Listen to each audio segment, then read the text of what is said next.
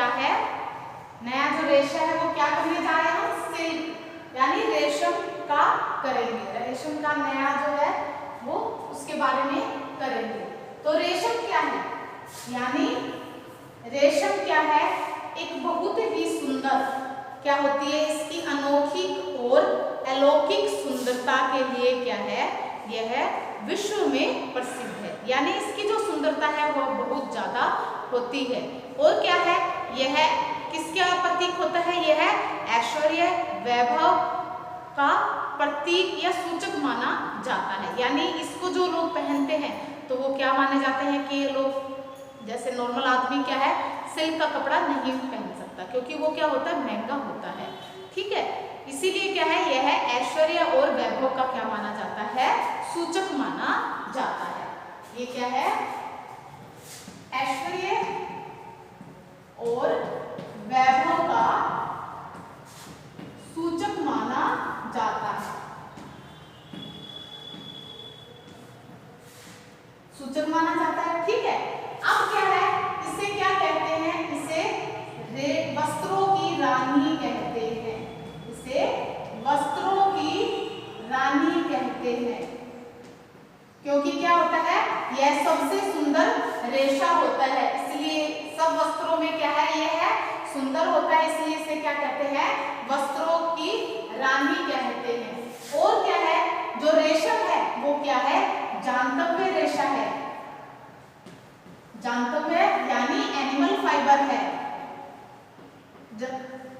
ठीक है, अब ये क्या है, जांतव्य रेशे दो बताए थे, ऊन और रेशम। ऊन हमने जो लास्ट था हमने ऊन किया था, अब हमारा जो नेक्स्ट है वो रेशम है। तो जांतव्य रेशे दो प्रकार के हैं, एक है रेशम और दूसरा ऊन है। दूसरा क्या बताया था, इन दोनों में क्या बताई थी कॉमन चीज थी, एक तो जांतव्य रेशा है ये, और दूसरा क्या है, ये क्या है, प्रोटीन फाइबर है, प्रोटीन रेशा है। इनके अगर इसको जलाते हैं तो कैसी खुशबू आएगी, जो इसकी स्मेल होगी वो कैसी होगी, वो बालों के जलने जैसी स्मेल होगी।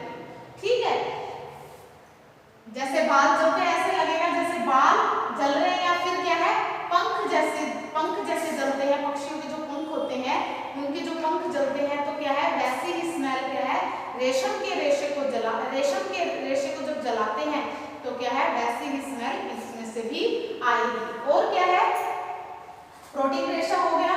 और क्या है इसमें, ये क्या होता है, इसमें इसको किस लिए यूज करते हैं, इसको फिर बात करते हैं कि मिलता किससे है, रेशम का जो रेशा है वो किससे मिलता है, रेशम के कीड़े से प्राप्त होता है, रेशम के कीड़े से यह मिलता है हमें, रेशम के कीड़े से मिलता है।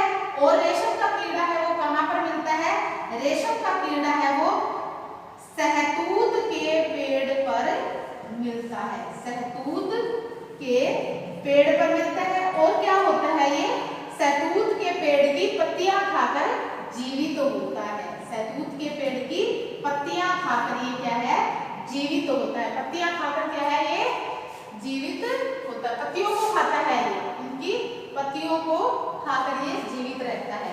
अब शहतूत के जो ये कीड़े होते हैं, इनको क्या है, रेशा प्राप्त करने के लिए इनको क्या करना पड़ता है, मारना पड़ता है, इनको कीड़ों को क्या करना पड़ता है, मारना पड़ता है। यानी रेशम का कीड़ा रेशा कब प्राप्त होगा, जब इन कीड़ों को मार देंगे तब ये प्राप्त होता है। इसलिए इनको क्या है, उबलते हुए खौलते पानी में इनको, उबलते हुए पानी में इनको डाल देते हैं, जिससे क्या है, ये मर जाते हैं। और क्या है, इससे रेशे प्राप्त कर लेते हैं। जो रेशम का जो रेशा होता है वो क्या है, अविरल लंबाई के होते हैं, यानी बहुत लंबे होते हैं,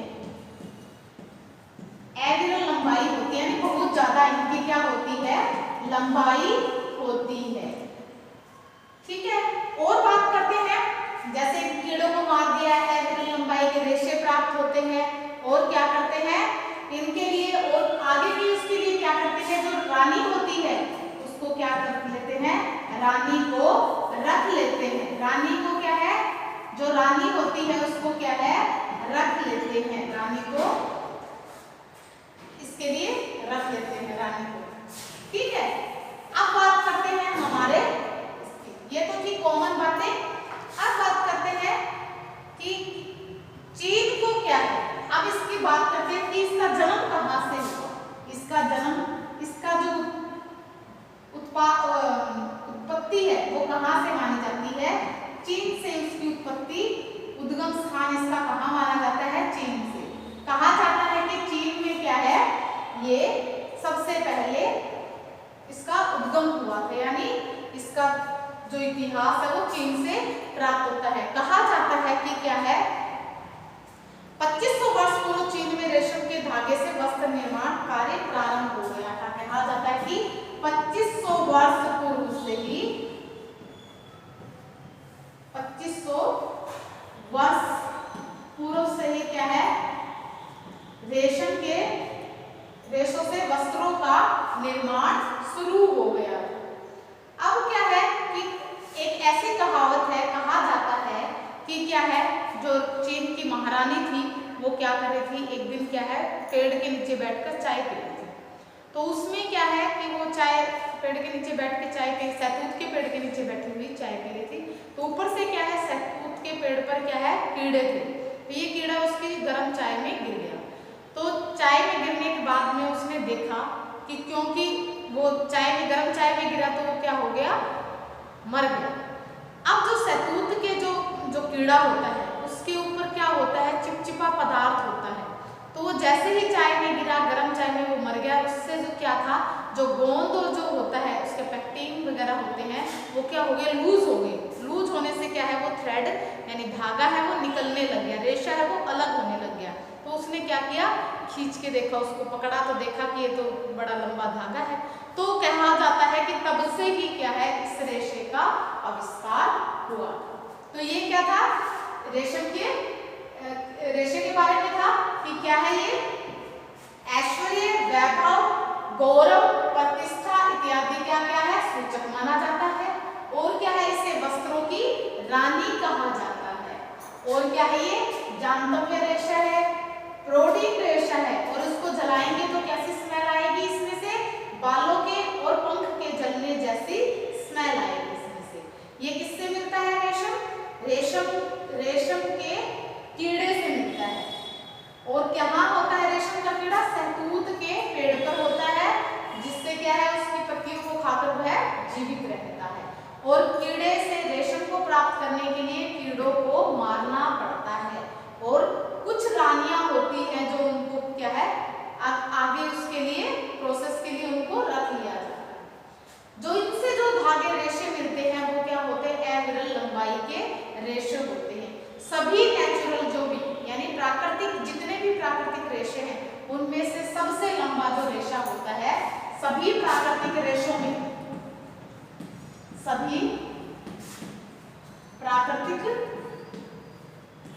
रेशों में रेशम का रेशा है वो सबसे लंबा होता है। सभी प्राकृतिक रेशों में लंबा होता है। ठीक है, अब क्या है, एविरल लंबाई के रेशे प्राप्त होते हैं। और इसका उद्गम कहाँ से माना जाता है, चीन से माना जाता है। लगभग 2500 वर्ष पूर्व से ही क्या है, इसके वस्त्र बनने लग गए थे। और क्या है, चीन में रेशम वस्त्र निर्माण उद्योग है वो 2000 वर्ष पूर्व से ही फलने फूलने लग गया था। वर्तमान में क्या है, जापान रेशम उत्पादन के क्षेत्र में पहले स्थान पर है। अब एट प्रेजेंट क्या है, जापान है। जापान में क्या है, इसका क्या है, प्रथम स्थान है। किसमें, रेशम उत्पादन में क्या है, जापान का प्रथम स्थान है। उसके बाद आता है, जापान को ही सर्वप्रथम वैज्ञानिक विधि से रेशम उत्पादन का क्या है, करने का गौरव प्राप्त है। और क्या था, चीन, Italy, Korea, France, Australia, Turkey, Greece और क्या है, बुल्गारिया, भारत आदि देशों में भी बड़े पैमाने पर क्या है, रेशम उत्पादन का कार्य हो रहा है। विश्व में भारत को रेशम उत्पादन में क्या है, चौथा स्थान प्राप्त है। जो भारत का जो स्थान है विश्व में वो कौन सा है, है रेशम उत्पादन में कौन सा है, चौथा स्थान है, फोर्थ पोजीशन है इसकी। जापान का प्रथम है और भारत का क्या है, फोर्थ, चौथा स्थान है। ठीक है, तो इस प्रकार से आपको एग्जाम में आ जाता है रेशम के रेशे के बारे में बताओ, तो आपको इस प्रकार से लिखना पड़ेगा कि क्या है ये, उसका स्टार्टिंग में आपको सारा ये लिखना है कि क्या उद्गम है, क्या इसके बारे में लिखना पड़ेगा। भारत में चीन से रेशम के कीड़े किस प्रकार लाए गए, इससे भी संबंधित विभिन्न प्रकार की कहानियां हैं, अलग अलग कहानियां कही जाती हैं। अब बात करते हैं रेशम का उत्पादन की बात करते हैं कि रेशम का उत्पादन किस प्रकार से होता है।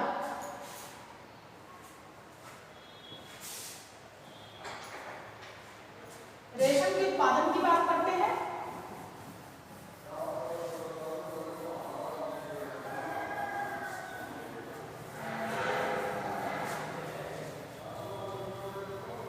ये भी क्या है, इंपॉर्टेंट है, आपके इसमें एग्जाम में आ सकता है, इंपॉर्टेंट है ये। अब तक जितने भी रेशे करवाए हैं वो सभी क्या है, इंपॉर्टेंट है। तो अब बात करते हैं रेशम के उत्पादन की बात करते हैं।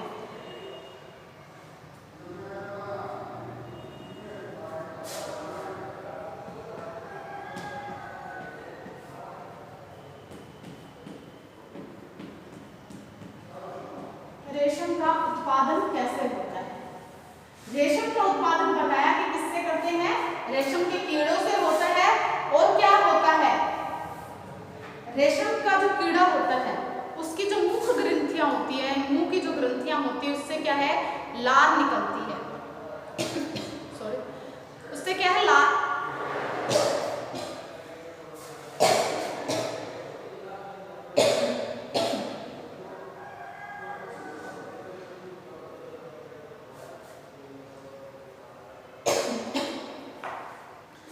तो जो रेशम का जो उत्पादन है वो सबसे पहले क्या है, रेशम के कीड़ों से क्या है, उसकी रेशम के कीड़ों से क्या है, लार निकलती है। तो वो क्या कहलाती है, लार है वो क्या है, बाहर चिपचिपा पदार्थ होता है, लार होती है उसकी, वो उसके शरीर से ऐसे लिपटती जाती है। बाहर निकलते टाइम वो उसके शरीर से, जैसे उसका शरीर है इस प्रकार के जो रेशे होते हैं, मतलब वो सॉरी कीड़ा होता है, कीड़े की लार जब निकलती है तो वो अपने शरीर को ही क्या है, शरीर पर ही वो क्या लार को लपेटते हुए जाता है, ऐसे ऐसे लपेटते हुए जाता है। और क्या होता है, जब उसके मुंह में होता है तब वो क्या होता है, गीला होता है। जब उसके मुंह से जब लार निकल जाती है, हवा के संपर्क में आती है तो वो क्या हो जाती है, सूख जाती है। और काफी क्या है, वो होता तो पतला सा लेकिन क्या है, रेशा लिपट लिपट कर वो क्या है, मोटा हो जाता है। और जो रेशम का जो रेशा होता है वो क्या है, बहुत ज्यादा महीन बारीक होता है। ठीक है, बारीक होता है, इसीलिए क्या है, वो अपनी सुंदरता के लिए विश्व में प्रसिद्ध है। तो वो क्या है, इससे लिपटता हुआ जाता है, तो क्या है, हवा के संपर्क में आकर वो सूख जाता है। इस प्रकार से क्या है, रेशे का जो उद्गम है वो इस प्रकार से उत्पादन है वो, ये उत्पादन की सबसे पहली प्रक्रिया है। जो उत्पादन की जो पहली प्रक्रिया है वो कौन सी है, वो यही है, यानी कीड़े को जो पालना।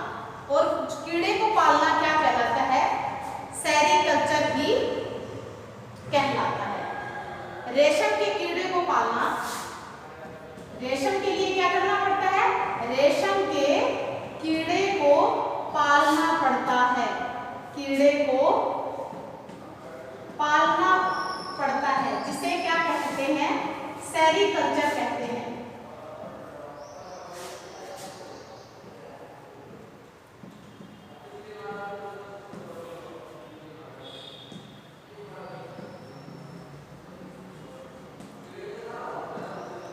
सेरीकल्चर कहते हैं। रेशम के जो कीड़े का जो निर्माण करते हैं उसे क्या कहते हैं, सेरीकल्चर कहते हैं। ठीक है, हिंदी में इसे ये बोल सकते हैं, सेरीकल्चर बोलते हैं। ठीक है, अब क्या करते हैं, रेशम के कीड़े सहतूत के पेड़ पर पाले जाते हैं। सहतूत के पेड़ पर पाले जाते हैं, इसके लिए क्या है, सहतूत के पेड़ क्या है, लगाए जाते हैं। और क्या है, स्पेशल क्या है उनकी, इनकी कीड़ों को पालने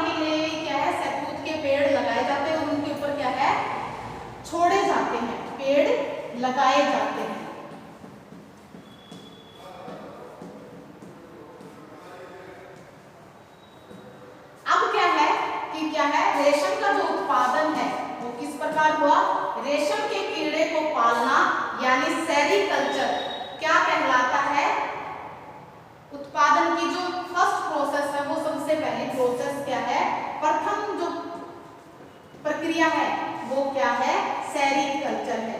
प्रथम जो प्रोसेस है इसके उत्पादन की वो क्या है, सेरीकल्चर है, यानी कीड़ों को पालना। कीड़ों को पालने के लिए क्या करते हैं, उसके लिए शहतूत के पेड़ लगाए जाते हैं और उनके ऊपर क्या है, कीड़ों को छोड़ा जाता है।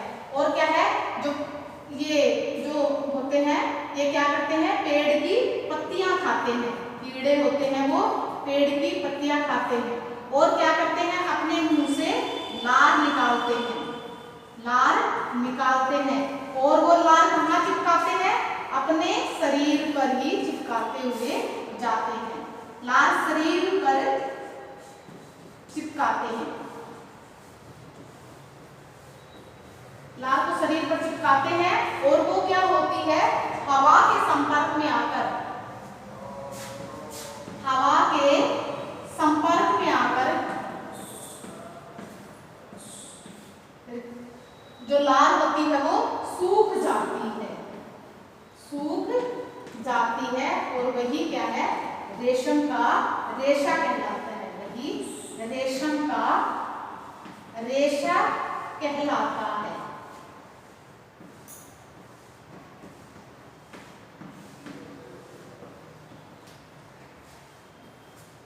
तो ये था हमारा क्या क्या बताया, पेड़ लगाए, पत्तियां खाते हैं, वो लार निकालते हैं, शरीर पर चिपकाते हैं, हवा के संपर्क में आकर सूख जाती हैं, वही क्या कहलाता है, रेशम का रेशा कहलाता है।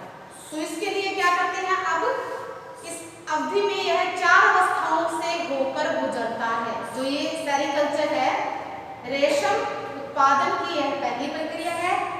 तो इसमें क्या करते हैं, सबसे पहले आएगा रेशम के कीड़ों को पालना। तो इसके अंतर्गत आएंगे 4 स्टेजेस आएंगी। इसके लिए क्या करते हैं, रेशम के कीड़े का जीवन काल मात्र 2 माह ही होता है। इसका जो कीड़े का जो जीवन काल है वो 2 माह ही होता है, 2 महीने ही होता है, यानी रेशम का कीड़ा 2 महीने ही जीता है।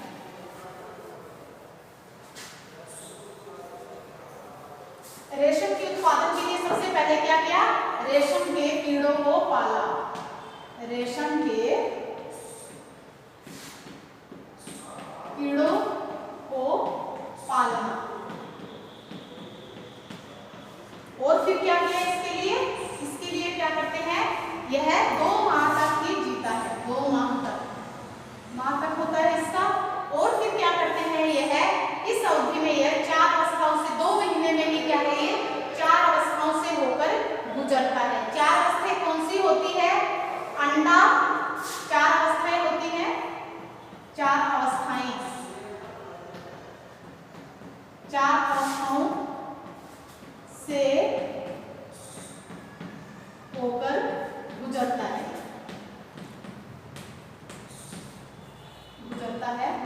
कौन सी है वो 4 अवस्थाएं, अंडा होता है, दूसरी होती है लार्वा, तीसरा होता है प्यूपा, और जो लास्ट होता है वो क्या होता है, कीड़ा होता है। जो 4th स्टेज है वो क्या है, कीड़े की होती है। यानी 4 स्टेज से होकर, 4 अवस्थाओं से होकर